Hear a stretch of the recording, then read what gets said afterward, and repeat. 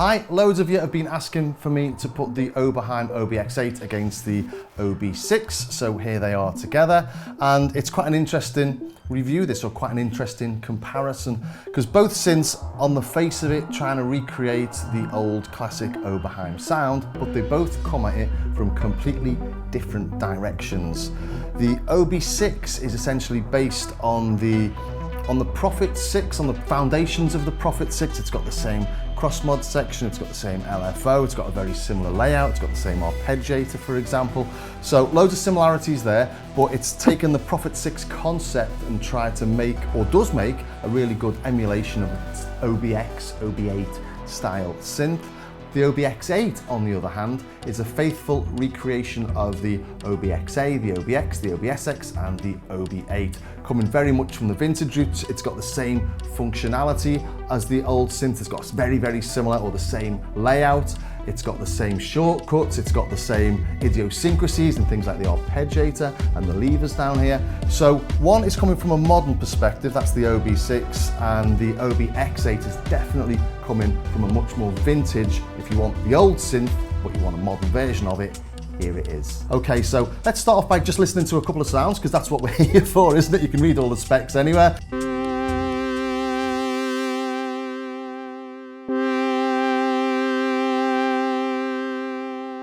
And note for note, there's not much difference at all.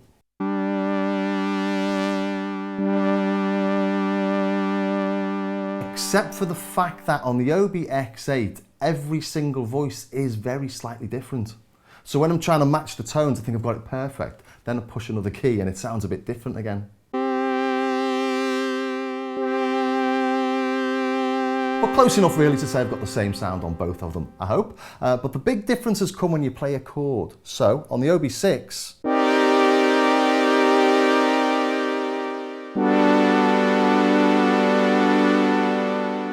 sounds lovely. On the OB-X8,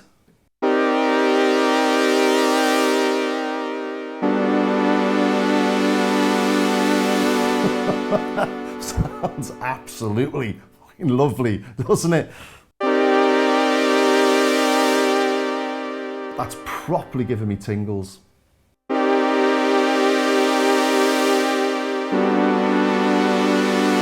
hairs on the back of my arms, honestly, that's just gorgeous.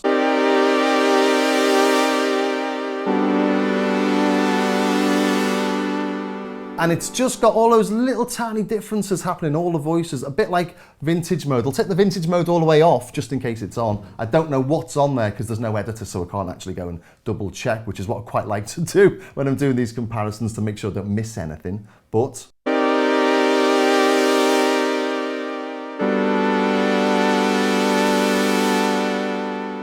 still sounds lovely. Let's just turn it up a little bit.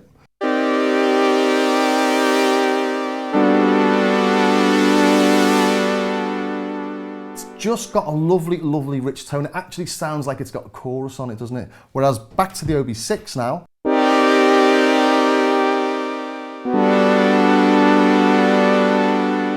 It's still a really nice tone and I do like it, but it's just not a patch on this, is it?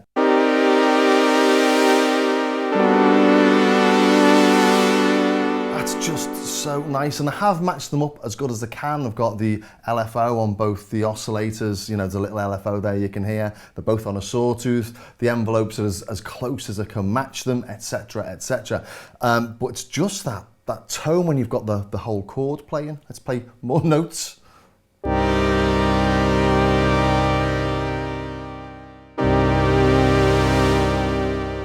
Staggeringly good. On my other review, a few people have said it doesn't sound exactly the same as their OB-X. Other people said it's 99% there. To me, that's amazing. And perhaps in my last review of it, I didn't really overly state how beautiful it was. But it's when you put it up against something else that you really, really like. And I've got nothing but respect and admiration for my OB6. I love it. But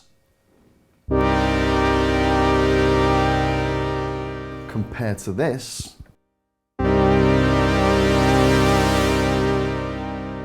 it's an absolute me, isn't it? That's amazing. So that's the big difference, really.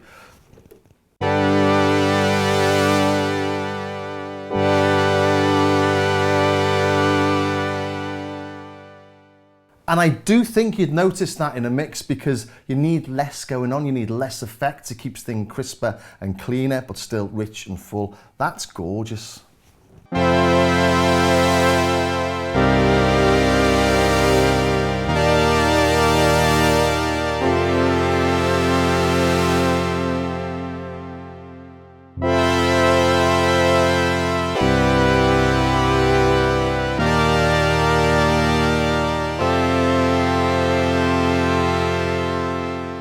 There's a real big difference there. The more I play it, the more I'm liking that Oberheim sound and understanding why it's so nice.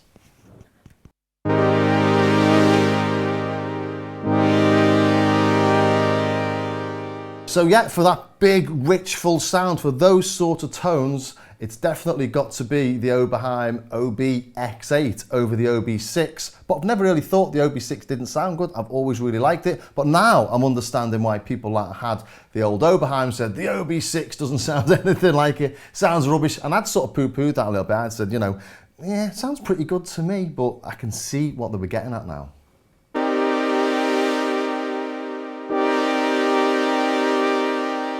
.4D versus 3D.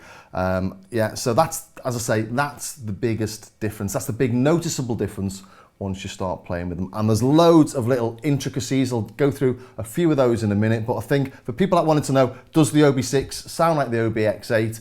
Up to a point, yes, but when you get to those big, rich, glorious pads, it can't match it. I'm going to call the X8 the Oberheim from now on and the OB6 the OB6 just because I'm getting really tongue-tied saying OB-X8 and OB6 all the time. So Oberheim, OB6. We start off with the Oberheim.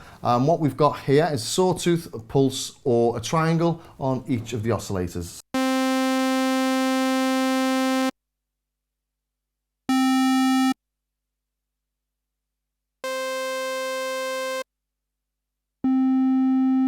On the OB6, it's slightly different. We've got oscillator 1 has got a sawtooth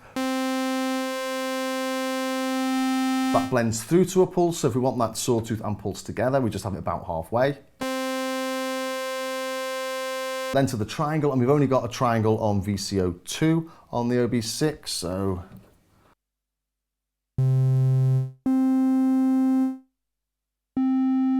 much more fluty on the Oberheim. It's got a bit more of a buzz or something on the OB6.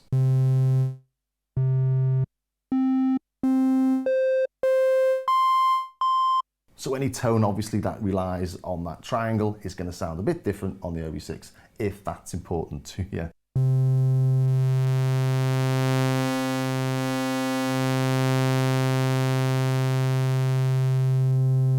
So we do have those wave shapes as well on the OB6 that are the blend between a sawtooth and a triangle.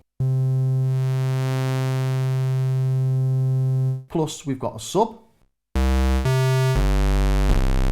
And of course we don't have one of those on the Oberheim. But let's take a look at a few more of the little functions. So we take a look at the cross mod.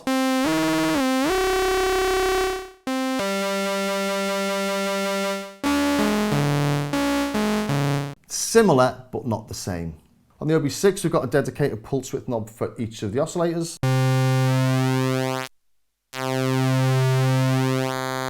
Goes through 0 at one end. On the Oberheim, you've only got one knob for the two of them. And it only modulates one way, but it does go through 0 that way. The difference being here, on the OB6 we're going like from 0 to 95, and on the Oberheim we're going from 50 to 100.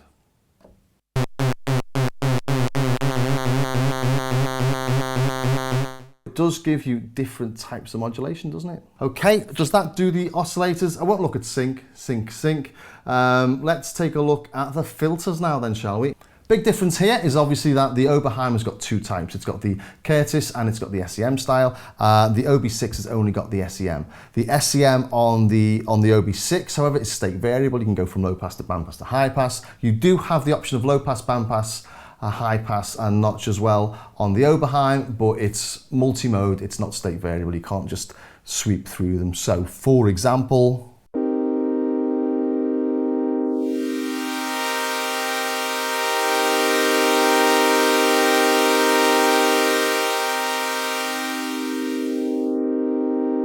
That's sweeping from the low pass to the notch to the high pass. On the Oberheim, you can't do that. You've either got just a selection of them. If we go into page 2, we press type, jumps us to page 11 of 41 in page 2, and that accesses the filter types. So high pass, band pass, and notch. Just comparing them so they can hear what they do. Let's stick the resonance up and put it on low pass on the OB6.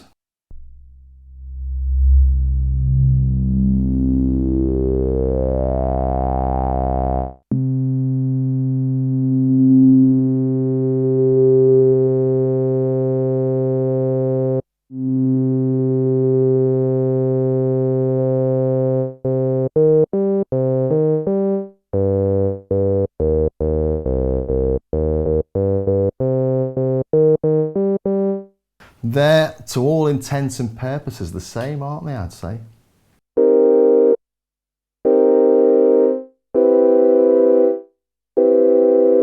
I don't think there's any big difference there, any major difference, almost like the difference between two synths, two same synths.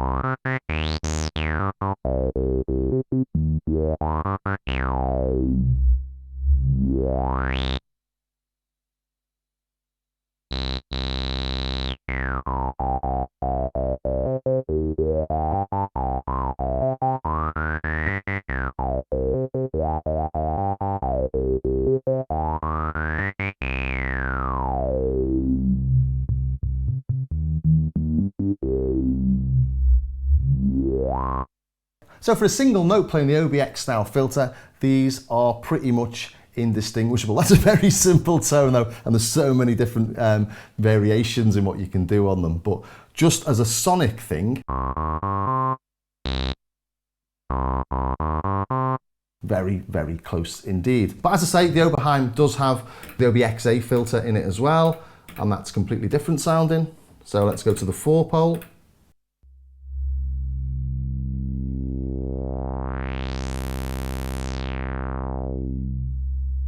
And as you'd expect, we're getting a big volume drop when we increase the resonance on the 4-pole mode that you don't get on the SEM.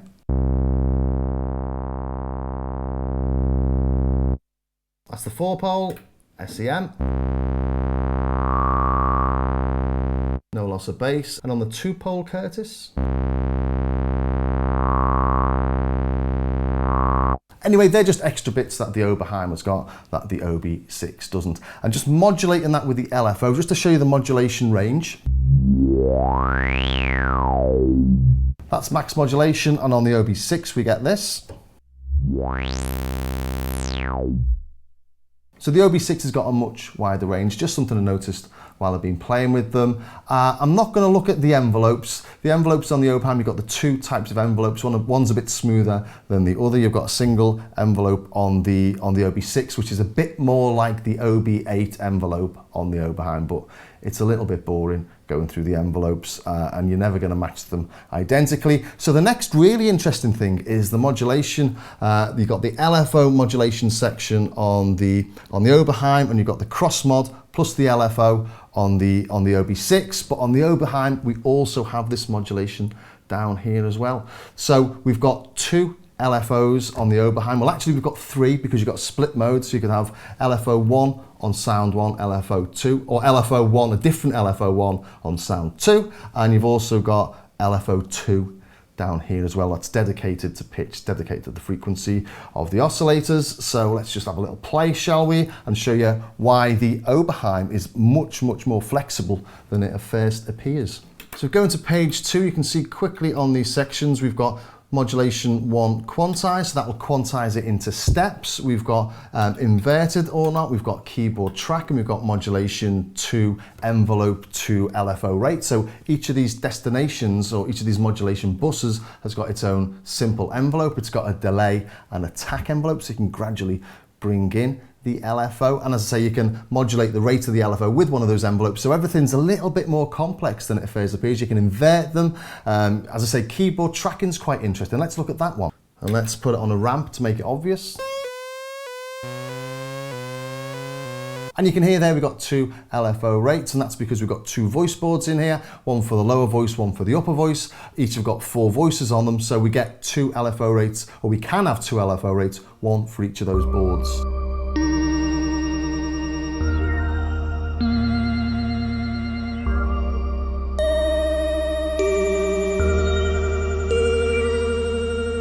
And that means that on pads and stuff you can get nice floaty effects, and just does stuff that's not a standard LFO just hitting the same rate every time.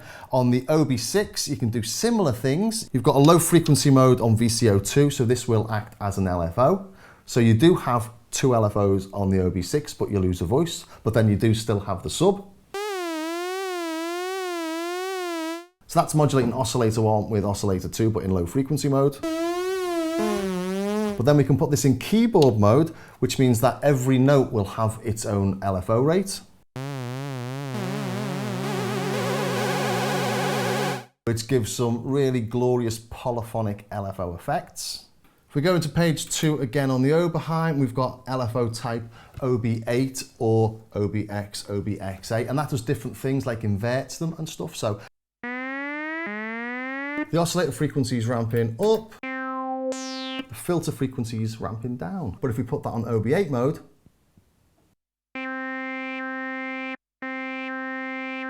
filter's now ramping up, as is the oscillator, so it gets a completely different sound.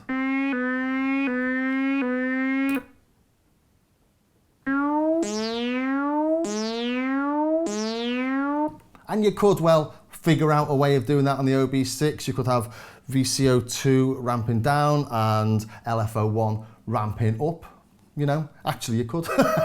But just so there's different things happening, and to replicate stuff from the Oberheim on the OB6 isn't simple because there's lots of different things, and things like the ramping up of the envelope rates, for example, ramping up of the LFO, isn't possible on the OB6 unless you can think laterally and do weird things with it perhaps. But if you want the Oberheim experience, it's in the Oberheim. If you want a more modern thing with things that you expect and you understand how they work, it's the OB6. Not saying understanding how things work is better. Sometimes it's nice when you don't understand stuff because you end up getting some weird things you weren't expecting, and that's really inspirational and good fun. Anyway, let's just take a quick look at LFO2 on this. Turn all this modulation off. This is just vibrato, it's only modulating the pitch, you can't assign it to anything else, but you can modulate oscillator 1 and oscillator 2 independently. I don't think I want to go through too many more functions. I think I've demonstrated enough that the sound is similar enough in some cases. The Oberheim is much richer when it comes to pads, particularly the one I was playing earlier. But let's just try and match up a couple more sounds, shall we?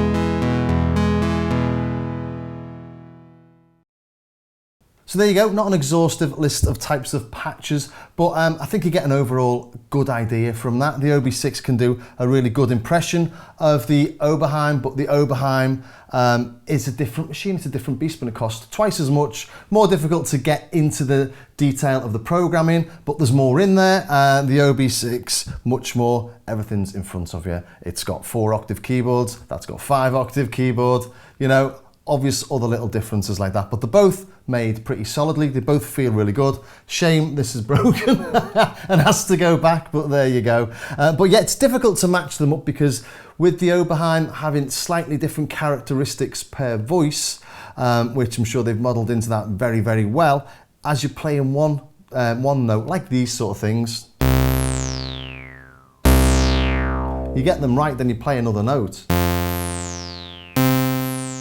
and the envelope's completely changed. That last one was really short, so it gets hard to, and basically it just takes ages and ages to match them up because of stuff like that. So ran out of time, but I really hope that gives you a feel for the differences in them, and if it's worth getting the Oberheim over the OB6. If you've got the OB6, you sell it to get the Oberheim. I don't know. It's up to you. Anyway, I hope that was of some use to somebody somewhere, and don't forget, if it was, please subscribe, ring the bell, join me on Patreon, buy stuff from my affiliate links. Everything helps to support the channel, and I'll see you next time.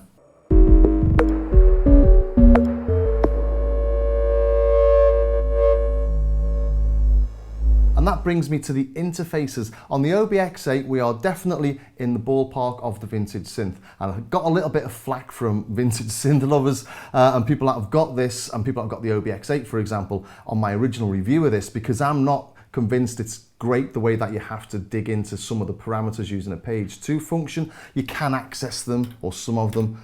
Going to page 2, we've got sort of shortcuts for some of them on these buttons here, but there is still a fair bit of menu diving, but that harks back to the OB-X8. You have page 2 functions in the original manual, you've got them. So this is definitely, if you had an OB-X8, you'd be so familiar with this. It's just a very unique experience. So if you love those old vintage synths, 100%, you're absolutely gonna love the OB-X8. But it is twice the price, or thereabouts, of the OB6. And the OB6, as I say, it's a very modern interface. It's got a lot more knobs on in a smaller space, but it doesn't feel cramped in any way. I've never felt it was cramped, actually, until I got the Prophet 5, and that's got loads of space. And then the OB6 and the Prophet 6 instantly looked like they've got lots in a small space, but not comparing it to anything else, it doesn't feel cluttered in any way. And it's pretty much knob per function. Pretty much, I think, almost everything that you need to do when you're designing the sound is available from the panel.